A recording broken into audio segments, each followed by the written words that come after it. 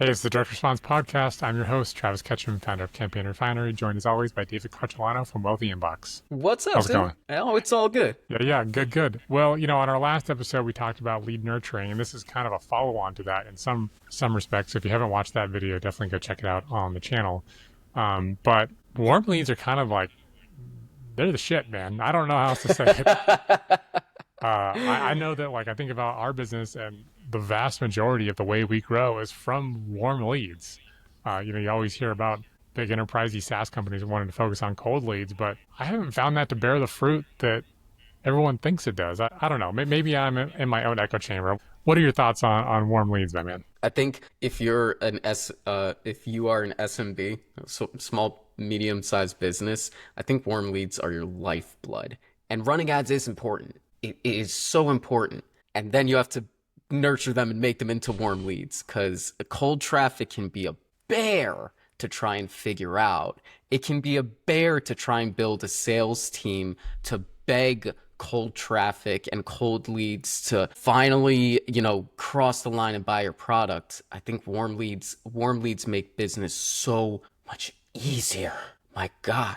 And of course, like bigger SaaS companies and bigger enterprises, of course they're going to focus on cold leads. They have to. They've hit their warm market so many times that now it makes sense that they have the departments with plural departments to dedicate toward converting cold leads. It makes sense for them. But I think most of people listening to this podcast, if you are a small, medium-sized business owner, chasing cold traffic, it's going to make your life harder. Is it more scalable? Sure. But if you're just starting out or you're just trying to figure out a damn good iteration of your product, I think the warm leads, that's where it comes from, man. You got to start there. Yeah, so let's talk about what warm leads look like and how to get more of them, because I think that they are, again, they're the bread and butter. I think a lot of small, medium-sized businesses can exist and sustain themselves almost entirely on just warm leads. That they will get Hmm. some cold leads, they'll have some cold initiative and do that, but that's going to be the cherry on top if you get it right. So, like for us, it starts with trying to delight customer experiences. It's trying to give them the outcome you said they would give them at or better than you promised, right? Hmm. And in a way that is materially different than what they've experienced before. So for us, that's email deliverability, right? And so we think, okay, if we can deliver on that and we can build all the infrastructure around making sure that they have that outcome, they suddenly are singing our praises from the rooftops, and they're doing it in places that we're not in or wouldn't carry the same weight, right? So we're Yep. talking about Facebook groups, private messenger conversations, texting friends, masterminds, areas where we may not even be in the room, but even if we were, it's going to mean 100 times more from someone who got it versus me saying I can make it happen for you, right? Because who's the schmuck in the corner? Like, we don't really trust him. But Fred, who I've known for 20 years, and his word is gold, and he said he got this thing, this outcome, that means he got the outcome. And all of a sudden, I totally believe it. And when I go to talk to the schmuck in the corner now, I come to him ready to buy, essentially, because if I have that Yeah. need, I'm ready to buy. That is one of the core philosophies of Warm in general, because they've already had, you talk about the awareness, interest, decision, action sort of funnel. By the time they come to you, they're already to D and the Yep. AIDA. And that is a Yep. big deal. And of course, it's just a matter of what is pricing? Does that align with what I think it should be? What's the timeline? Does that align what I think it should be? But it's pretty simple, objective questions by that point to define a warm lead. Whereas a cold lead, they're all the way at the first A. They aren't even aware of you. They might not even be Hmm. problem aware to know that you are a solution that exists for the problem they don't know they have, Yep. right? Yep. So that's much harder, right? And creates a whole different web of Totally. problems and things to overcome. So David, how do I said we focus on outcomes, and I know that probably still is number one, but like, how do you try to build up warm leads, and where do you find that your warm sources come from the most out of all the Yeah, available options? absolutely. So, but before I answer that question, I do want to define, though, the Okay. difference numerically by the numbers, a warm lead versus a cold lead. So Okay. that way, when you try and get more warm leads, you know what they look like. So a warm lead will have higher open rates.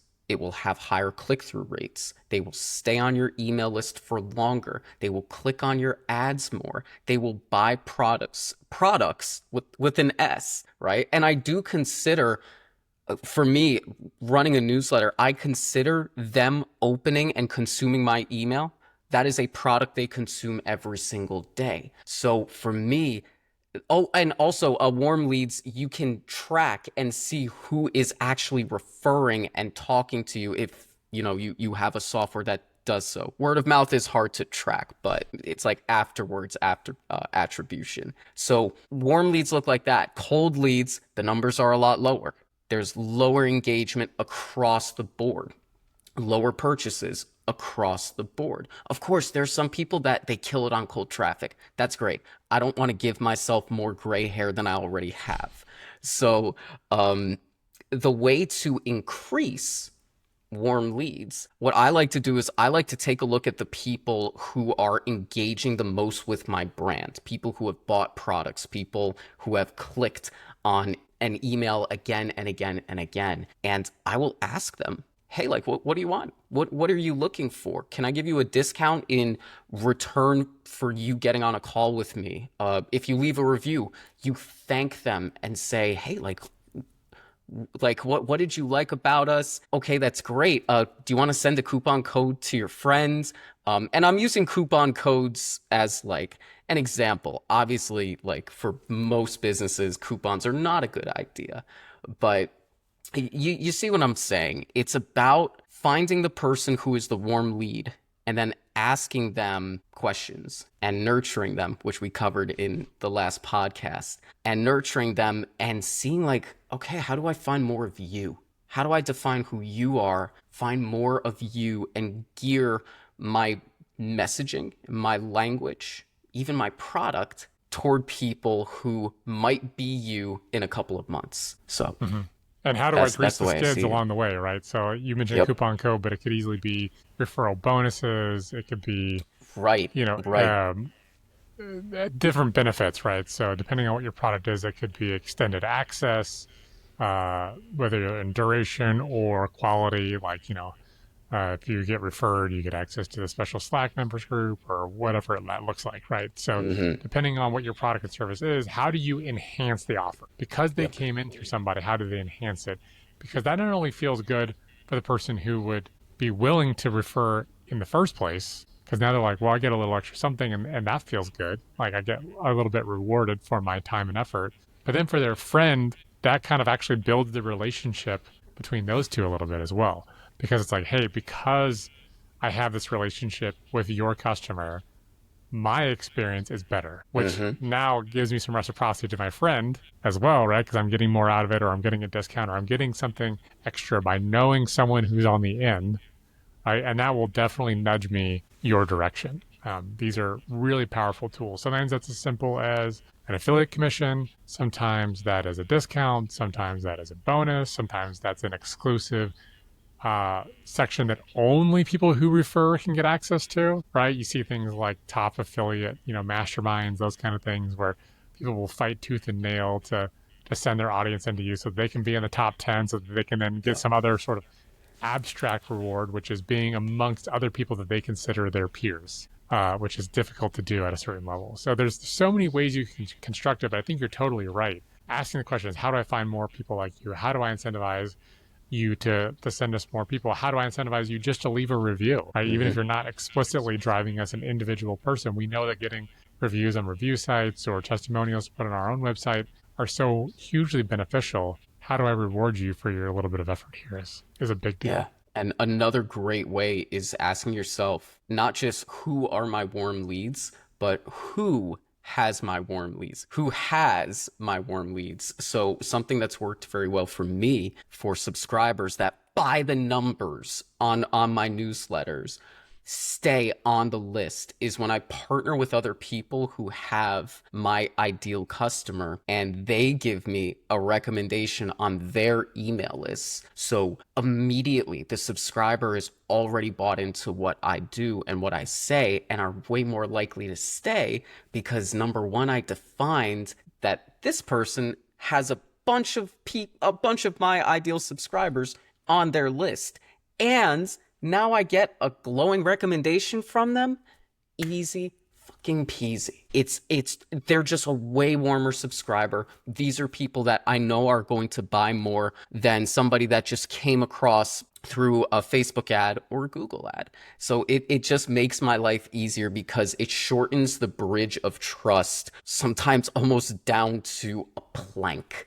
And that is something that I can hear people now being like, but it's hard to scale. Yeah, it is. And like, do you want to make your life is going to be hard either way. Cold traffic is hard and increasing warm leads is hard. Pick your hard.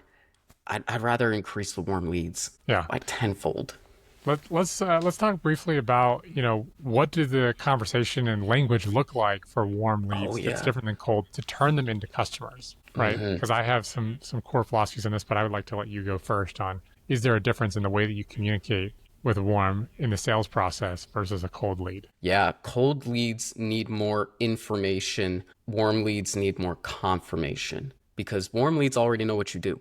They already know who you are. And now they just maybe have a couple of questions about your product or your service. So the trust gap has already been, again, it's been minimized from a bridge down to a couple of planks. For people who are cold, who I've still sold products to cold people, whether in my business or in other people's businesses, but there needs to be more information where it's like, okay, here's who I am and what I do. Here's a testimonial reel of me if you want to verify who I am, right? You have to go over there and this is the product and this is what I do. And here's the litany of shit that you would go through in order to get yourself to the point of confirmation where you're asking like, okay, let me just ask a couple of simple questions before I hit the buy button or say yes.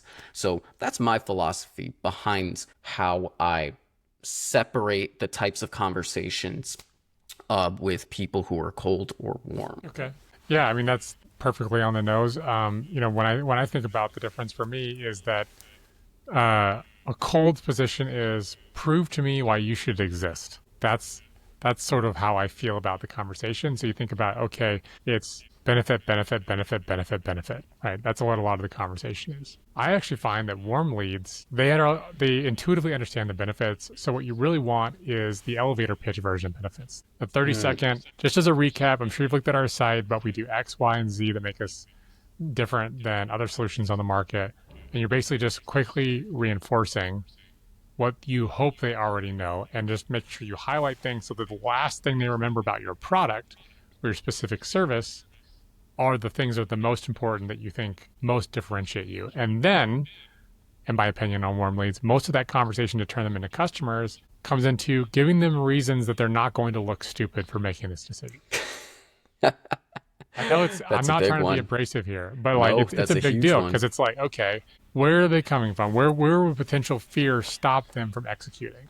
Is it a spouse? Is it a business partner? Is it social credibility within their little bubble that they're in, that they had a warm referral for us? Like, how do we make them feel confident that this decision will not harm their ego, their emotional state, or their status in any way? Because usually by that point, the money in and of itself isn't really the deciding factor.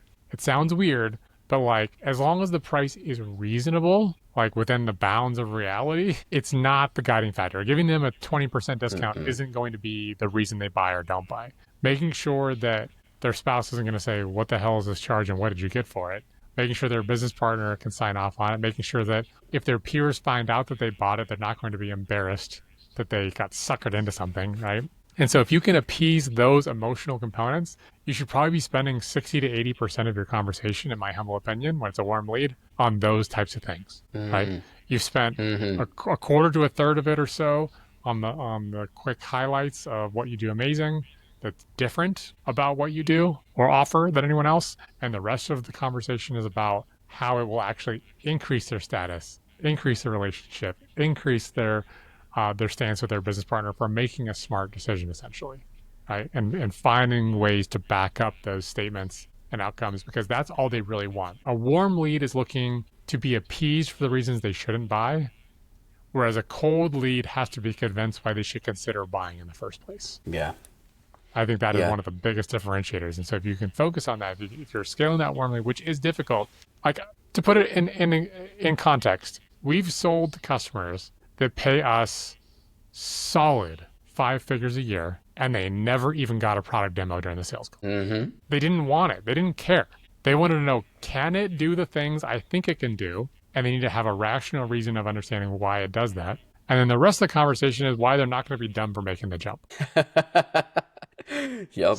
It Yep. sounds like, and it's not that I've avoided doing demos. We've avoided doing product demos for that. It's that they literally didn't ask and didn't care. Mm-hmm. Can it do the things that I think it can do? Tick. Yes. Great. Now, how am I not going to look stupid, and how's my status going to improve by being here? Yeah. It sounds wild to me, right? But like at those price points, sometimes that's really all it boils down to. Yeah. And I think a product demo is for a cold, that is for cold traffic. That is for a cold lead. If a warm lead needs a product demo, they're not a warm lead. No way. I mean, they could be. They may just say, "Hey, for my sanity, I just need to I need to see it. I need to see the Yeah. goods." But it's not. It's usually going to be a 5 to 10 minute demo, whereas I was gonna a say cold lead is going to want the 45 soup minutes. to Show me nuts. every knob and switch that you got in Ugh. this thing, and what else is in this bad boy as they slap the hood. It's Oh my gosh. Yeah. I know personally I hear that and I like to throw up in my mouth a little bit when someone's like, "Yeah, let's get on a quick product demo." I'm like, "You want me to book a 30-minute call for you to tell me about your stuff? Dude, give me a 5-minute Loom video. I don't even need you on the call. Just give me the video. That's it." And I feel I'm probably uneducated and ignorant in saying this, but I believe product demos are going out of style because people they just want to see the thing and make the decision themselves. They're not dumb. They know you're getting on a product demo. It's really a sales call with the product on the screen. I could be wrong though. I don't know what you've seen, Travis. I think it really depends on the price point and the position of the buyer. And what I mean by that is the lower the price point, the more I agree with you. The higher the price point, the less I agree with you to a point. And if you go above a certain price point, you sort of come back into product demo territory because they have a role on a team. And so the reason that they want a deep product demo is when they do present, hey, this is a solution we want to go with, they want to be able to talk as somewhat of an expert about the product and defend their positions as to why they want to buy that particular product. And that is often only doable by going through a product demo. To know that there's a weird knob and switch four menus deep on the third page of the app, right? Like knowing that exists. I know it sounds painful, but like Yeah. you almost come full circle. So if you're in this like sort of mid ticket, depending on the market, that might still be thousands of dollars a year, right? A lot of ours are kind of in that mid range. That's where the product demo actually almost collapses. Okay, so we've sold there and had zero product demo. I think on the low end, if you're talking, a couple $100 or less, they don't want to talk to anyone. It's a almost an impulse purchase for a lot of people. They just want to like see a video as you described, and then as you get on the far end of the spectrum, they're going to be spending hundreds of thousands or millions of dollars with you. They need to see the whole thing in and out so that the person on the team can feel educated and confident going in and feel like they can use the thing. Yeah. That it's not so overwhelming that they're going to get lost. Yeah. So I think you sort of see Makes this arc sense. where in the middle, I agree, doesn't really exist, but super low end, super high end, ironically enough, super low end is usually a one-to-many, maybe a webinar. Whereas on the high end, you're talking, one-to-one, One-on-one. sales rep. Tell me your pain point because I have a complicated product to walk you through, and I'll walk it through your specific use case to show you things that are specific to you that are actually interesting. And the same product may cross all those verticals, but the way that the buyer cares about it, even if they're warm, can vary dramatically. Yeah. Well, like I said, I was ignorant and uneducated, so now I consider myself educated. If someone buys a yacht, they're going to go on board before they buy it. Hopefully. Well, if it's I an don't know. expensive yacht, and expensive But is it has to be relative to them. expensive. If they're a Right. billionaire, they might buy, a multi-million-dollar boat sight unseen. That makes sense. That makes sense. Oh my Yeah. gosh. That's a warm lead you really want.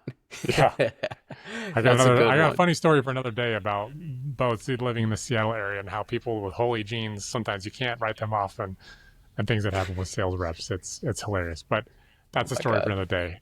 I think that pretty much covers for the most part, how to turn warm leads into customers and the differentiator between warm and cold and how you might talk to them differently. Do you have anything else, David? I think if you really do want to focus on your warm leads, or at least how to turn cold leads into warm leads, you got to check out the podcast that we did on lead nurturing. I think that is like a part A to this part B, or part B to this part A. That's the prologue. Yeah, yeah. So I would definitely check that out. If your mind is still like spinning, you're like, okay, great. I know the difference between the two, but how? Check out that podcast. Definitely. Cool. Well, thank you for being on, David. I really appreciate your insights as always. We have, our content down below if you want to read more about warm leads and some specific tactics and strategies you can use to implement on how to turn them into customers beyond what we've talked about on the video today. And if you want to use email to do it, that's where Campaign Refinery comes into effect. And if you want to, make sure you have warm leads on a newsletter on an ongoing basis, David, what can they do? You can go to wealthyinbox.news, where we talk about building a newsletter that's worth selling and turning those cold leads that usually newsletter leads are, and turning them into warm, raving fans that eventually will please an investor enough for that person to write you a large check for. So you can go there and read all the blog articles and all the newsletters and have yourself a good time while you do it. Sounds good. All right. Well, thanks everyone for joining us, and we'll talk to you soon.